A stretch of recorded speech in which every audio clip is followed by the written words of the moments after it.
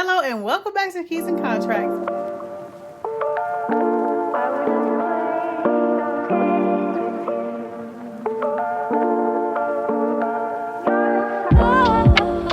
My name is Brianna Coleman.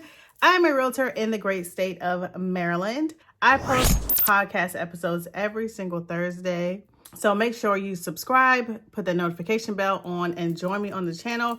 I also do vlogs and all kind of other real estate related content, but the podcast is uploaded every single Thursday. So today on the pod, we're going to talk about my beef with Redfin, Zillow, and all these other third-party websites that are posting our listings. And when I say our listings, I mean our listings as realtors. Basically, just going to touch on what recently came up for me and how I had to maneuver around the situation. Okay. So I had a listing appointment last week and I did vlog it. When the vlog's coming out, I have no idea. I was super nervous for the listing appointment because I thought I had to compete for the listing,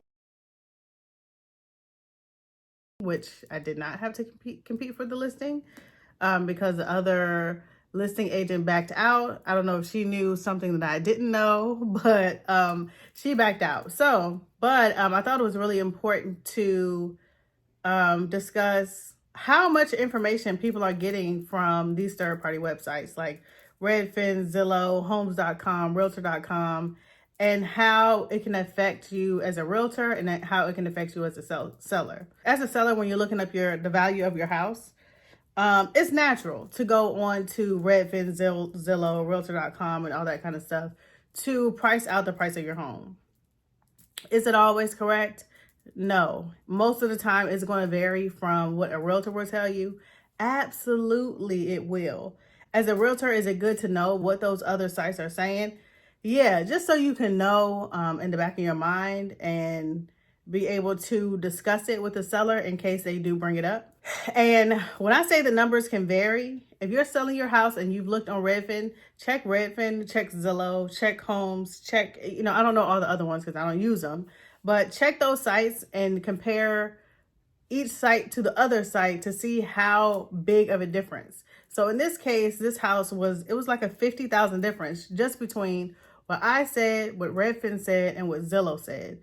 Me and Zillow were much closer. If you look at the difference between the numbers between just those sites, and I don't know what exactly they use to conjure up their, zestimate or estimate or whatever they're calling it. I have no idea what they use. I don't know if they're going by price per square foot. I don't know what kind of machine learning or whatever they have to get those estimates. But they're off. Okay, they're off. That's the bottom line. They're off. Anyway, most of the time, these estimates are not going to be low. The estimates are going to be high. And the reason why you want to make sure your house is not priced too high, because what is going to happen? If your house is priced too high, then it's going to sit. It's going to sit on the market. And in the seller's market, in a market like this, if you're thinking about buying a home this year, it's going to get more and more competitive. In the springtime, it's going to get very, very competitive. It's already competitive now, and it's into February. Those who purchased in January will likely see that their equity or their home value has, I'm not going to say shot up, but has increased pretty quickly from just January to, I'm sure, by the end of May, in just 6 months, because the multiple offers are coming. Even out in areas where, it's like country and not close to, I'm in Maryland, so not close to DC, not commutable. Even in those areas, they're getting multiple offers on all types of houses. It's becoming very competitive. So you'll know right away if, say you decide to list your home yourself, or you decide to have your realtor list your home at a price that's too high. You'll know right away within the first, I would say, give it a weekend. If you get no showings in a weekend, that is how you know your house is overpriced, way overpriced. The thing about this market is there's a lot of people who can afford homes and there's a lot of people who cannot afford homes. And those people who can, they are buying homes. I mean, I'm just saying, multiple offers are not coming from nowhere. So yeah, we're in a really inflated economy, basically. I mean, everything is high. And that's including homes, cars, everything is just really, really high right now. So either you're going to jump in and buy your house, buy the house that you can afford comfortably, or you're going to have to just wait and sit on the sideline. And there's nothing wrong with that.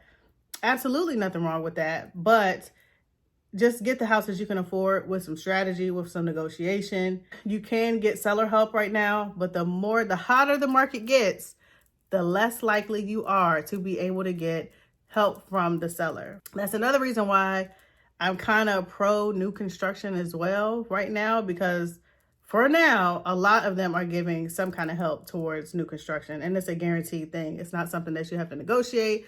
You're not out there just kind of wondering and thinking like, oh, I have to get help from the seller, but I don't know if I can get it. It's going to get harder and harder and harder to get help from the seller. And that's another thing Zillow doesn't tell you. Zillow and Redfin and all their buddies, they don't tell you about seller concessions. You might see, okay, the house beside me sold for $700,000, but you don't see that they also gave $20,000 in seller help.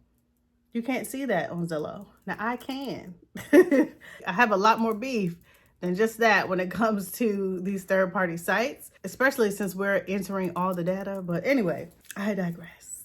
But luckily for me, I did my homework. I didn't just pull a number out of thin air. So I had all the evidence to back up my decision to price the house the way I wanted it to be priced. Ultimately, it's up to the seller what price they want to list their house at. I'm not going to say it's a customer's always right kind of thing, but at the end of the day, it's your house. And if you want a realtor to list and market and sell your home, but use the price that you think is fair, then that's fair. But like I said, you'll know pretty quickly if that price is just too high. Because if you're getting no showings, no engagement, it's just too high. It's not the house, it's the price. If nobody is coming out to your listing and you have a home on the market, it's going to be three things. It's either going to be the price, the pictures, or description, because there's nothing else that somebody looking from the outside can actually see from just looking at the listing. But to me, those are the three things that definitely need to be looked at or adjusted if you're trying to sell your house and it's just not budging. You're not getting any showings.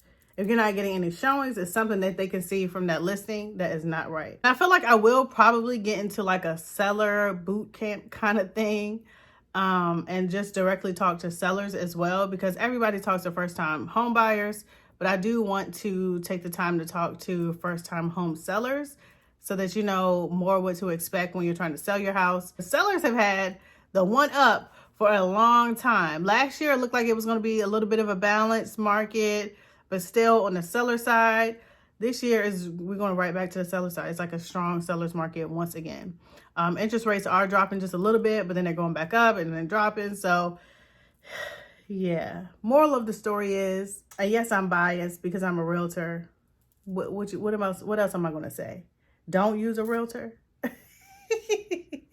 The moral of the story is, when you're trying to sell your house, it's natural to look at Zillow, Redfin, Homes, Realtor.com, and all that kind of stuff. And we have no affiliation with Realtor.com. It's natural to use those kind of things because you want to see, you want to be nosy. I've even looked at my own house to see what it says. But let me show you these numbers right here. If you look at these numbers right here, the way I do my CMAs, it breaks it all the way down to show you the difference between the actual close price and the actual price that Zillow recommends. These numbers are very close, but this also does not take into account any seller concessions that was given during the transaction. So you have to remember that.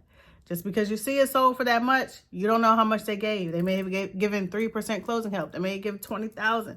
You don't know what the seller gave in these instances. So more of the story is work with a realtor, save yourself some stress. Save yourself some extra mortgage payments because your house is just sitting there. By the time you avoid paying a realtor to list your house sits for a month, for 2 months. If your mortgage is, I'll just say $2,000, that's $4,000 now that you've wasted because you didn't want to use a realtor. When it's all, I feel like most of the time, going to balance out anyway. If you have a good realtor that's going to negotiate, price your house right, and make sure you're in a situation where you can get those multiple offers. You don't want to be too high, but you want to stay competitive with the rest of the market so that your house looks attractive to buyers and that your house would just fly off the shelves with multiple offers. It's back.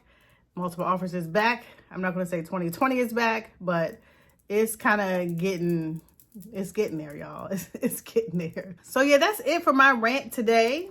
I got that off my chest. Remember, Keys and Contracts is going to be posted every single week on Thursday. And then randomly I post vlogs and all that fun stuff that I really kind of like to do. Like, I like the podcast, but I really like showing behind the scenes kind of stuff. So if you like that behind the scenes kind of content, if you're thinking about being a realtor, or you want to see, you know, how I work, you can catch me randomly in videos that I post throughout the week.